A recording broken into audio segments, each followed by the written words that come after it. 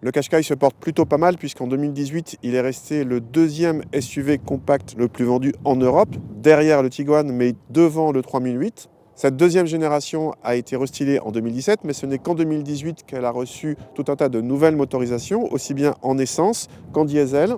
La gamme diesel est désormais composée d'un 1,7 litre Blue DCI de 150 chevaux, ou bien en entrée de gamme d'un 1,5 litre DCI, qui était déjà bien connu, mais qui est passé de 110 à 115 chevaux, avec pas mal de modifications pour qu'il soit compatible avec la norme Euro 6 des tempes.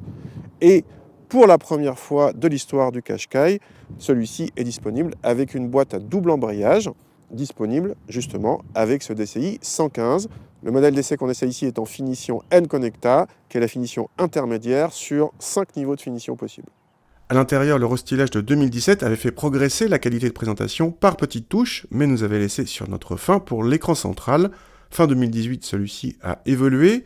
Il reste assez petit avec 7 pouces seulement, mais l'interface est totalement nouvelle, plus moderne, propose d'office la connectivité Apple CarPlay et Android Auto, la navigation connectée avec gestion du trafic et la possibilité de mise à jour via Wi-Fi sans avoir à passer en concession. L'équipement de cette version N-Connecta est assez complet, mais le toit vitré est en option, de même que la surveillance des angles morts. Le régulateur de vitesse adaptatif n'est en revanche pas disponible sur cette finition, même en option. À l'arrière, ce Qashqai offre une habitabilité dans la moyenne de la catégorie, le meilleur sur ce point restant le Tiguan. Pour le coffre, ce Qashqai est également dans la moyenne pour le volume de chargement, mais cette fois loin des Honda CR-V ou C5 Aircross. Le passage à 115 chevaux ne change pas grand-chose par rapport à la version 110 chevaux. On n'a mesuré aucune amélioration en accélération et on a même perdu quelques secondes en reprise à cause d'un étagement de boîte plus long sur la version à boîte manuelle. Sans ça, sur ce 1,5 litre DCI, même si elle a été profondément remaniée, on retrouve l'agrément général, la souplesse et la disponibilité de ce moteur bien connu par ailleurs dans le groupe, que ce soit chez Renault, Dacia ou Nissan.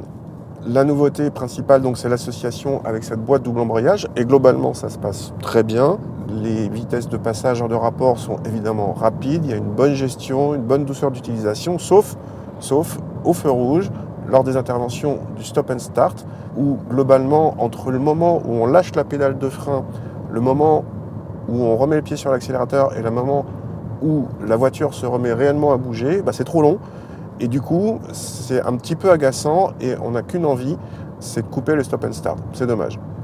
Pour la partie châssis, rien de nouveau. Nissan n'a pas changé quoi que ce soit. On retrouve un Qashqai qui est globalement très sain, qui a un compromis tout à fait correct, mais qui est ni le plus dynamique, ni le plus confortable de la catégorie.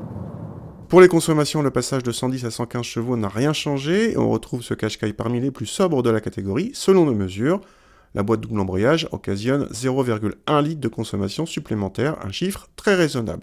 En tarif, cette boîte est facturée 1 600 € de plus que la boîte manuelle, ce qui porte notre modèle d'essai à 32 000 €. Pour le même prix, vous pouvez également avoir un Qashqai essence de 160 chevaux avec la même boîte et la même finition. Notez que la finition d'entrée de gamme Visia n'est pas disponible avec cette boîte, en essence comme en diesel. Enfin, le Qashqai existe en boîte auto et transmission intégrale, mais uniquement avec le DCI 150 et la boîte en question est alors une CVT.